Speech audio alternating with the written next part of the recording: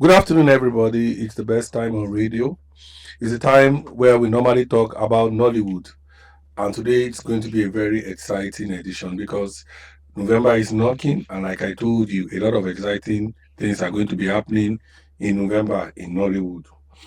As you know, a lot of films are still doing very well in the cinema at the moment.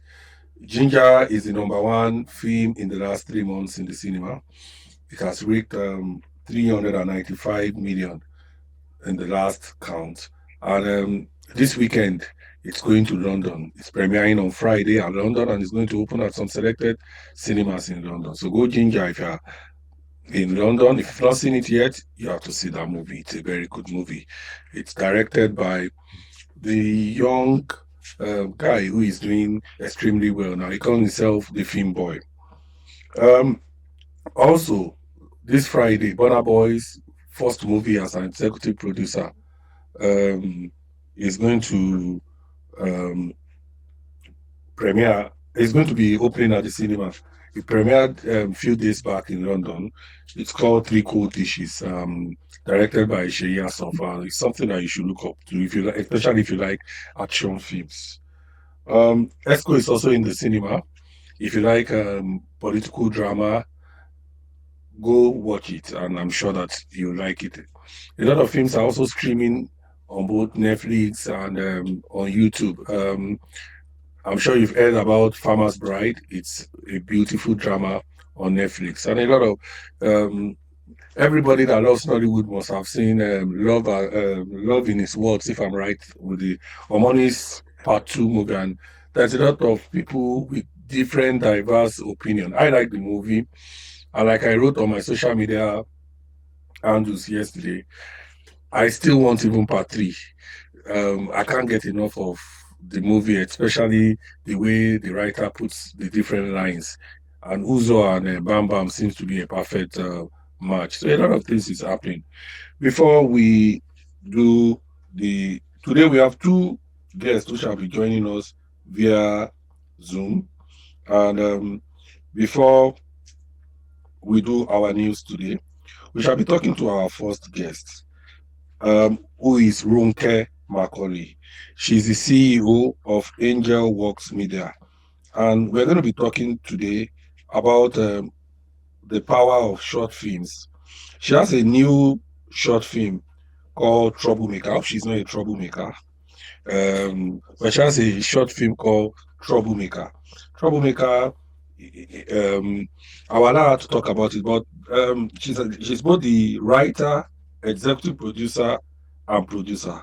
Oh, she must really be a troublemaker to be a writer, executive producer, and producer, because that's three tough jobs at the same time. In the past, she has done Green Passport in the Rainbow World, which premiered at IREB Documentary Film Festival. It was also at the South Africa. It had the South Africa premiere too, and also at the London Independent. It was also at the London Independent Film Award. It was also in Toronto. Um, she's done Badagry, The Joy of Return in 2020, and a lot of other things. But today we are going to be talking about those documentaries, the power of documentaries, and Troublemaker. I'll first ask you.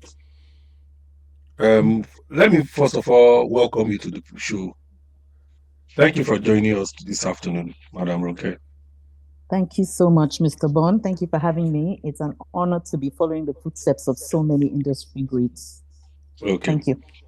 I'll start this way. What's the attraction for short films for you? A lot of people believe that they want to do a feature film so that they can just quickly make money and go on. What's the attraction of short films for you? Yes, well, like you said, I've been a documentary filmmaker for 10 years. And again, those documentary films were all shorts. And I've now moved on to fictional narrative with a short. So you're right. There's something about the short film that I find exciting. I like the fact that you have a very short space of time in any it could be anything up to 40 minutes in which to tell your story, to make your impact, to grab the audience and leave the message. And that somehow is in keeping with my character. No, I'm not a troublemaker. But on the other hand, I am somebody who is disruptive in the positive sense, in that I like to make change. I like to have impact. And in order to get the story across, get your message across on socially relevant themes, sometimes you don't need to go through the long feature length. You just need to get in there, make your impact, and get out. And that's so far, it's been working for me. Okay, now let's talk about green passports and Badagry. Do you think that it made the impact you wanted them to make? Honestly, to tell you the truth, I was completely shocked at the impact the Green Passport in the Rainbow Nation made because it was my first film and I was finding my feet. I had done some courses and all of that. So, I was very much a beginner as a filmmaker. And then I discovered what was going on in South Africa, the whole xenophobia issue. And although we were all talking about it, it was all over the news in Nigeria. I don't think anybody had gone to investigate and come back and explain what Nigerians were actually going through, on a day-to-day basis. So I took that chance because I went to film school in Joburg, so I knew a little bit about the society.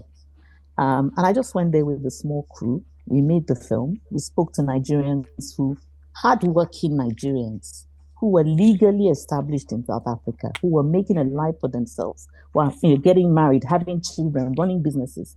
And they were going through so much. And they were very happy for the opportunity to tell their stories.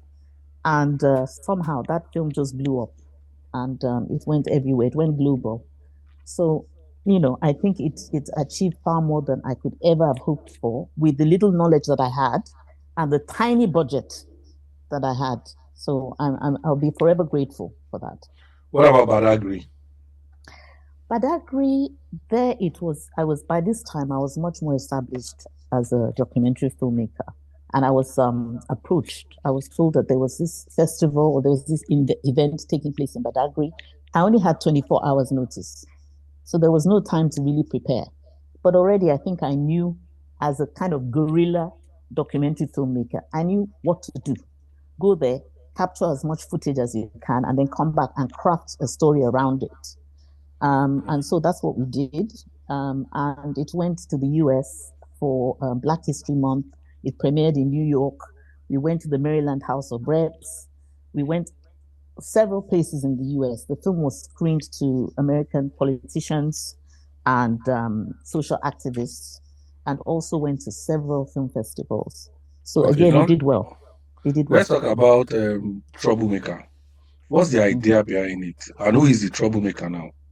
You say you are not The the trouble, troublemaker. So who is the if troublemaker? if I tell you who the troublemaker is, then I've given a spoiler for the film Okay, no problem. because what the film is about, basically, we all know that in this day and age of social media, there is an ongoing issue of cyberbullying, of trolling, um, cancel culture. It happens in the film industry, but it also happens beyond the film industry. It happens in Nigeria, it happens in Hollywood. It's a global issue where somebody is victimized, sometimes for no serious reason, and they are trolled, their life is ripped to shreds. It can affect relationships, mental health, careers. And this is the foundation of the story. So it's a fictional story about a young woman who comes into the film industry as a writer, has plenty of talent, but comes up against sort of sabotage and hostility for reasons she cannot understand. And she is seen as a troublemaker. So Whether she is or not, you have to wait to see the film to is discover. this a fiction or a true life story or is it inspired by somebody's story? It's fiction. It's based on, because as a documentary filmmaker, I'm very observant. As a social commentator, you watch what goes on around you and you see what people are going through. So it's a composite of different things that I've seen happen. It comes out of my imagination. It's no particular person's story. But some people might feel, oh, I recognize that person, or I recognize this issue, or something like this happened to me. It's very relatable. If you're in the film industry, I think you will know that these are the things that go on. But once again, it's a fictional narrative. It's not a documentary. and I deliberately chose to make it that way. Okay, now let me ask you something. I'm curious. How do people make short films make money? That's a Because very I good know question. You see, because I know that everything is every up and down is at the end of the day is about the bottom line. mhm. Okay, I'm a purpose-driven filmmaker. If I wasn't a purpose-driven filmmaker, I wouldn't have started with a documentary about xenophobia. I would have gone to make a love story or whatever was selling or comedy, right? My purpose is to make films that have a social impact. They will spark conversations. They will hopefully inspire change. But having said all of that, I have nothing against money. We all like money. It costs money to make films. And Troublemaker was made to a very high technical standard with wonderful actors, directors, both in Nigeria and Canada. It costs money. So I intend to monetize this film. A short film that is well received can make money. It can go on the same platforms, many of the same platforms as feature length films. It can go international. If the story is relatable anywhere in the world, it can go global. So we are now looking at distribution. We had a special screening last week. That was the first screening of the film. It was well received. The next thing is to go for distribution and begin to hopefully make some money back. But that is not my major aim as a Did filmmaker. you make money from Green Passport and Badagry? I did at the end of the day. Initially, it was a bit of a struggle, but slowly, gradually, because those films did not have large budgets, it wasn't that difficult to, to get the money back. This time around, it's slightly different. Well, it's not slightly different; it's very different in terms of the outlay. But I'm quietly confident. I think if people like the film, and if the film is able to go on various platforms, it may not happen overnight. It may take time, but I'm not in a hurry. Okay. Um, we are gradually rounding up. You know that on radio, time is not our friend. I'd like to ask you if I want to watch Green Passport or somebody who had been listening and curious and is liking what you are saying. If I want to watch Green Passport, where should I go to? Green Passport is now on YouTube. It Okay. wasn't initially because we went through certain steps and processes. Eventually, I felt the film needed to be on YouTube, so it's there. Um, and eventually, Troublemaker will also end up on YouTube, but not immediately. Okay. Okay. Um, Um, thank thank you you so so much much for for your your time. time.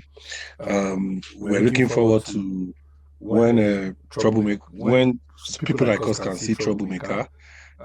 If If it it comes comes to to a a festival festival near near Nigeria Nigeria or or anything, anything, let let me me know. know. I'd I like like to to see see it, it, especially especially what what he's he's talking talking about. about.